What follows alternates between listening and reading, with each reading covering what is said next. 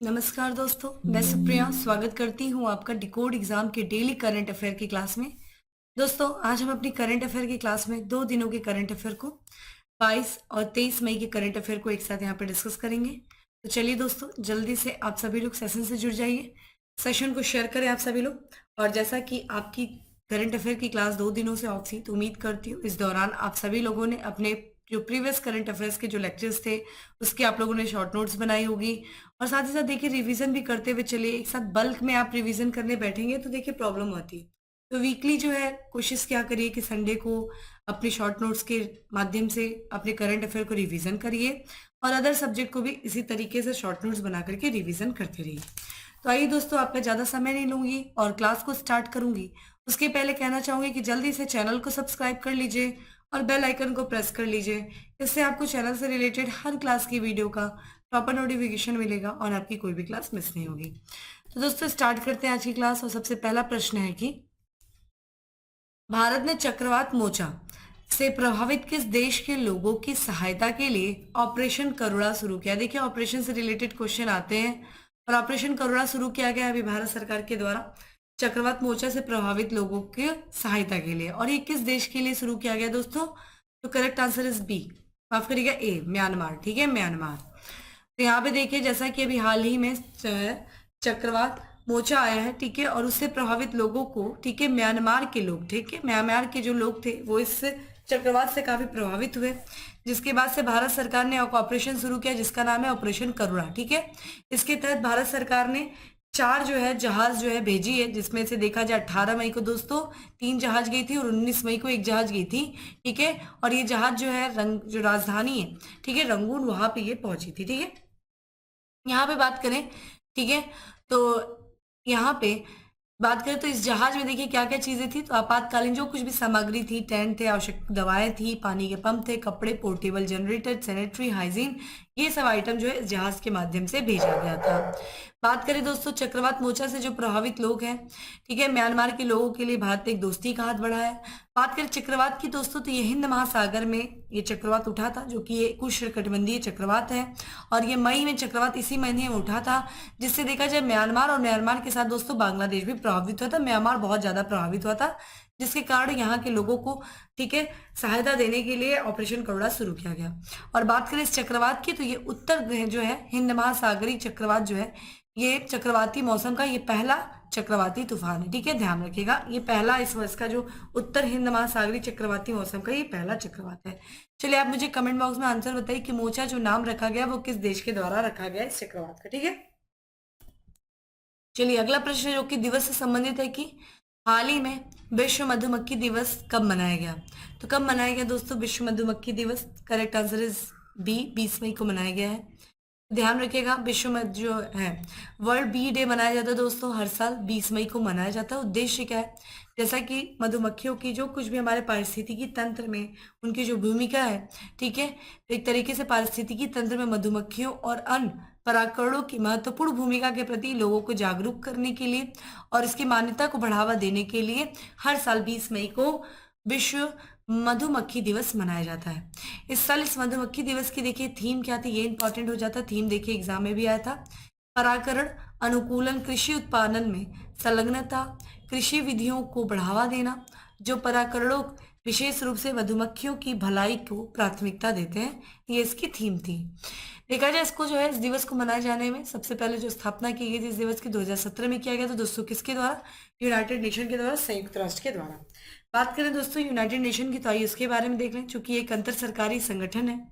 इसकी स्थापना देखिए 24 अक्टूबर 1945 को हुई थी, इसीलिए हम इस दिन यूनाइटेड नेशन डे हम सेलिब्रेट करते हैं। ठीक है, 24 अक्टूबर को। मुख्यालय देखिए न्यूयॉर्क में, जो कि यूएसए का ये सिटी है।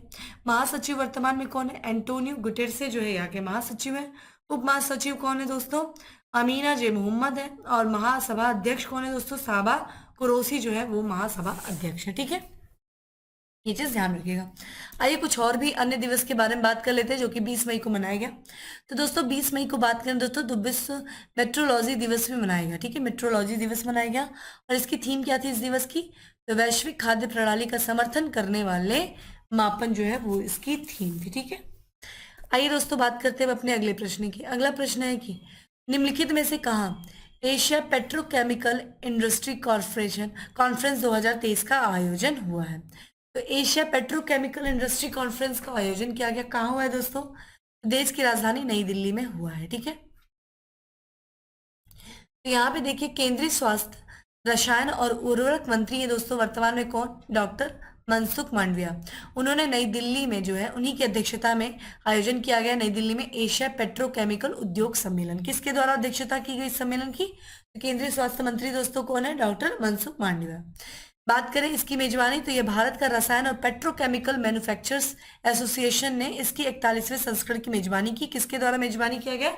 रसायन और पेट्रोकेमिकल मैन्युफैक्चरर एसोसिएशन के द्वारा। इस सम्मेलन का विषय क्या था दोस्तों? इस आयोजन का ध्यान रखिएगा, एक सतत भविष्य में प्रवेश जो है इस सम्मेलन का विषय था। सम्मेलन में देखिए ध्यान रखिएगा 7 सदस्य देश जो इसके हैं कौन कौन से? Japan, Korea, Malaysia, Singapore, Thailand, Taiwan और भारत भी इसका सदस्य। ठीक है, इसके अलावा 1200 से अधिक प्रतिनिधियों के साथ साथ यूरोप, चीन, अमेरिका, मध्य पूर्व और अन्य एशियाई देशों और वैश्विक भागीदारी, ठीक है, भागीदारों के जो प्रतिभागी उन्होंने भाग लिया। उद्देश्य क्या था इस सम्मेलन का? एशिया प्रशांत और दुनिया भर में विकास, व्यापार, निवेश और स्थिरता से संबंधित उद्योग द्वारा सामना किए जा रहे मुद्दों पर चर्चा और सहयोग को बढ़ावा देना, ये इसका क्या था दोस्तों?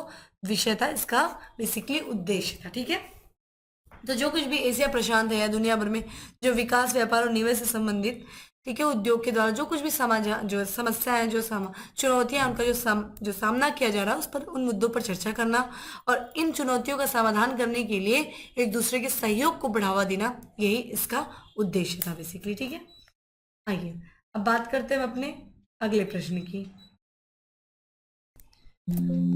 अगला प्रश्न है दोस्तों की किस मंत्रालय ने 75x25 पहल और सशक्त पोर्टल की घोषणा की है? ठीक है, यहाँ पे देखिए कौन से मंत्रालय के द्वारा इस पहल की घोषणा की गई है? तो दोस्तों इसका जो करेक्ट आंसर है वो है स्वास्थ्य मंत्रालय। ठीक है, तो अगर हम इस पहल के बारे में बात करें, ये पहल क्या है?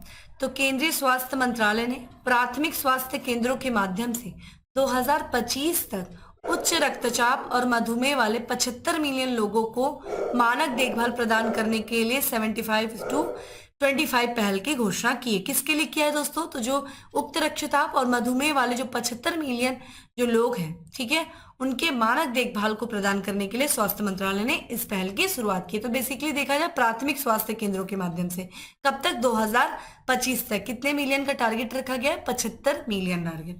इसमें क्या होगा? तो यहाँ पे देखा जाए तो 40,000 प्राथमिक स्वास्थ्य देखभाल चिकित्सा अधिकारियों को सशक्त पोर्टल के माध्यम से गैर संचारी रोगों के लिए मानक उपचार कार्यप्रवाह पर प्रशिक्षित किया जाएगा। तो जितने भी ये जो चिकित्सा अधिकारी उनको एक तरीके से प्रशिक्षित किया जाएगा। ठीक है, किन रोगों के लिए? गैर संचारी रोगों के लिए। ठीक है, नॉन कम्युनिकेबल डिजीज जो है उनके लिए बेसिकली ये पहल शुरू की गई है। ठीक है, इसके तहत क्या होगा? तो 2025 तक प्राथमिक स्वास्थ्य सेवा में, ठीक है, जो देखभाल, जो प्राथमिक स्वास्थ्य सेवा में मानक देखभाल के तहत 75 मिलियन लोगों तक पहुंचने का भारत का लक्ष्य विश्व स्तर पर एनसीडी का सबसे बड़ा कवरेज है। ठीक है, नॉन कम्युनिकेबल डिजीज का ये सबसे बड़ा कवरेज है। उद्देश्य क्या है इसका?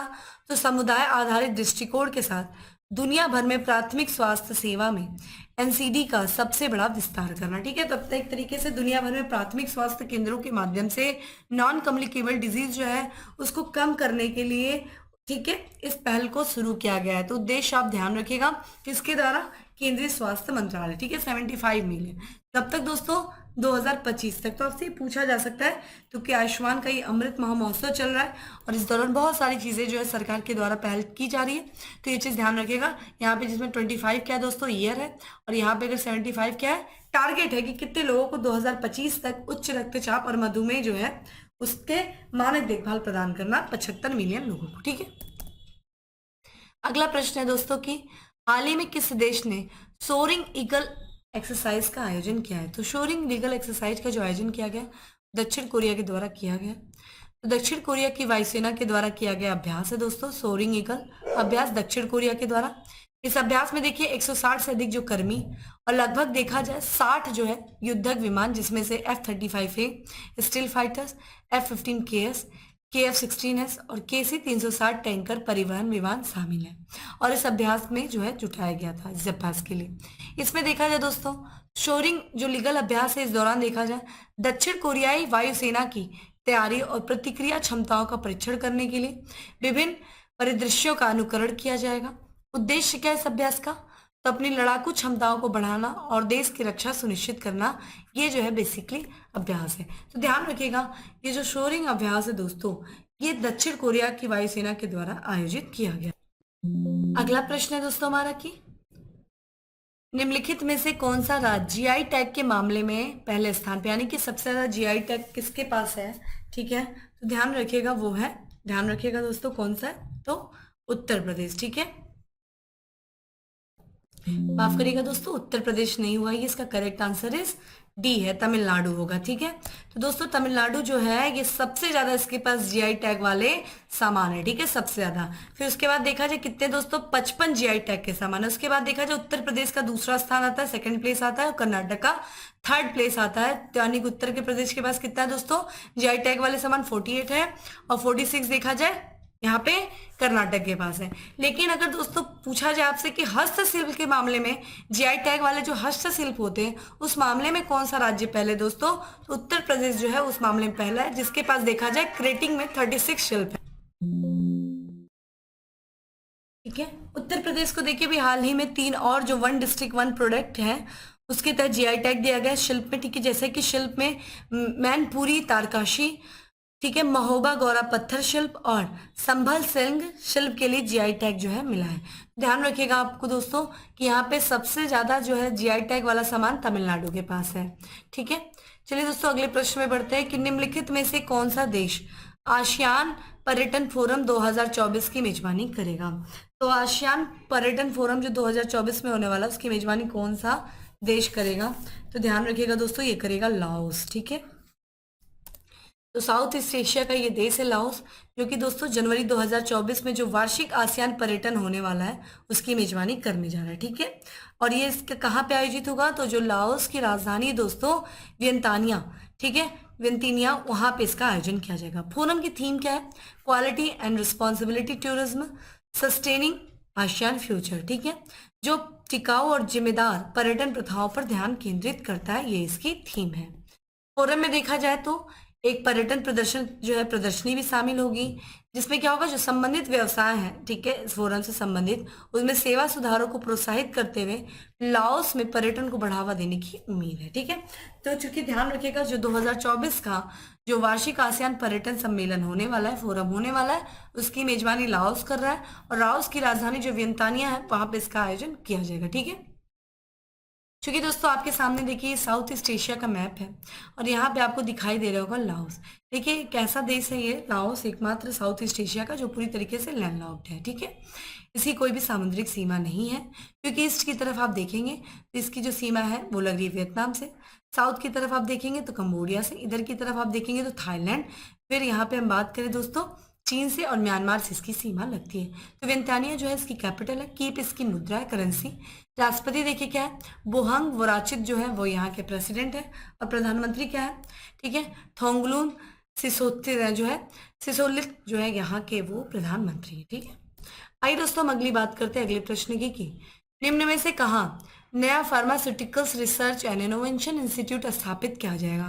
तो ये नया फार्मास्यूटिकल्स रिसर्च एंड इनोवेशन यानी कि फार्मास्यूटिकल के क्षेत्र में रिसर्च करना, नया इनोवेशन के लिए इंडस्ट्री स्थापित करना कहाँ पे है दोस्तों? तो ये ध्यान रखेगा उत्तर प्रदेश की राजधानी लखनऊ में। तो यहाँ पे भी हाल ही में उत्तर प्रदेश की जो सरकार है उनकी कैबिनेट मीटिंग हुई, जिस दौरान वहाँ के जो मुख्यमंत्री योगी आदित्यनाथ जी ने उन्होंने घोषणा किया कि फार्मा सेक्टर्स में जो शोध अनुसंधान है और मैन्युफैक्चरिंग है उसको बढ़ावा देना, और साथ ही साथ जो इनोवेशन को बढ़ावा देने के लिए जो उत्तर प्रदेश की राजधानी वहाँ पे एक नया संस्थान, ठीक है, pharmaceuticals research and innovation institute की स्थापना की जाएगी। अगर हम बात करें फार्मा जो मैन्युफैक्चरिंग है उस इकाई में उत्तर प्रदेश का देखिए राज्य में जो है 6ठा स्थान पे आता है। ये देश में फार्मा मैन्युफैक्चरिंग में अभी राज्य का कितना योगदान है दोस्तों? 25%। और एक तरीके से लक्ष्य रखा जा रहा है, जो कि ये प्रयास किया जा रहा है राज्य सरकार का, कि जो देश में जितना भी फार्मा मैन्युफैक्चरिंग हो रहा है उसमें जो उत्तर प्रदेश का जो मात्र 2% हिस्सेदारी है, उसको आगे चल करके 10 से 12% तक बढ़ाने का प्रयास है सरकार के द्वारा। ठीक है, तो ये चीज ध्यान रखिएगा।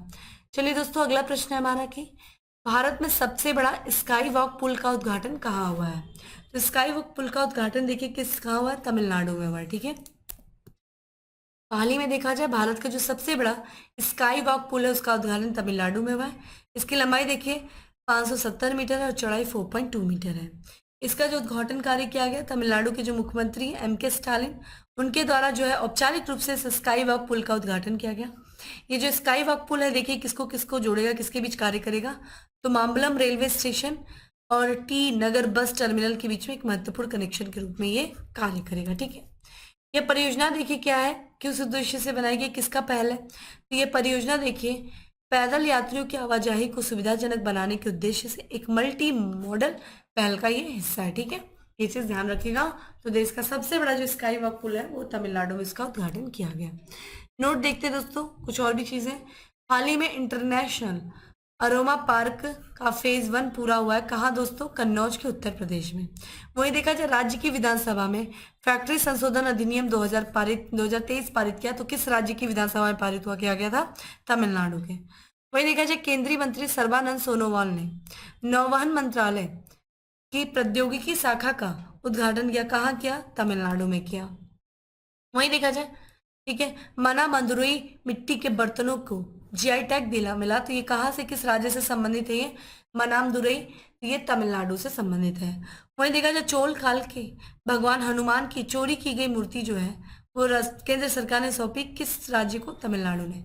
चलिए आप मुझे बताइए, जो चोल साम्राज्य था, ठीक है, देखिए एक संगम काल में था और एक देखेंगे तो 850 के समय में पुनः जो है चोल काल का, ठीक है, चोल जो साम्राज्य है अपना पुनरुत्थान करता है। तो आप बताइए, जो बाद में चोल साम्राज्य का जब पुनरुत्थान हो रहा था उस समय चोल साम्राज्य का संस्थापक कौन माना जाता है, ये आप मुझे बताइए। ठीक है, अगला प्रश्न हमारा दोस्तों की, किस राज्य में south Asian youth table tennis championship 2023 का आयोजन हुआ?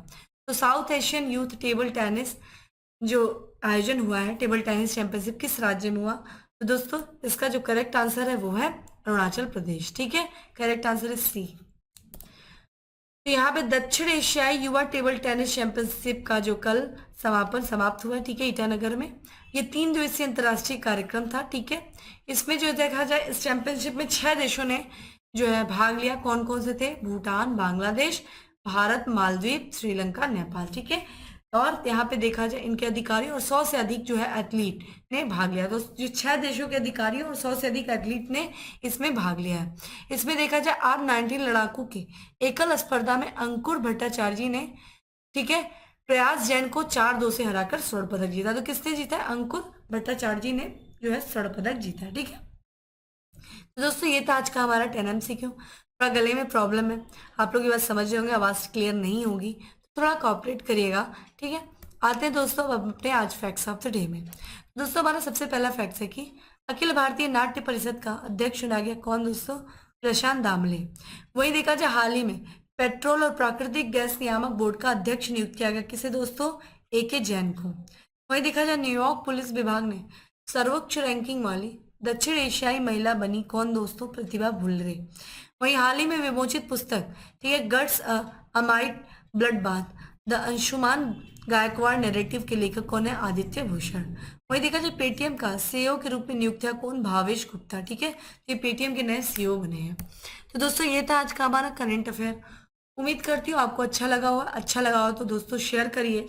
और डेली करंट अफेयर की दोस्तों जो PDF है वो टेलीग्राम ग्रुप पे मिल जाएगी, जिसका लिंक आपको डिस्क्रिप्शन बॉक्स में दिया हुआ है। देखिए, जाइए, सर्च करिए और डाउनलोड करके अपनी शॉर्ट नोट्स बनाइए और रिवीजन करते रहिए।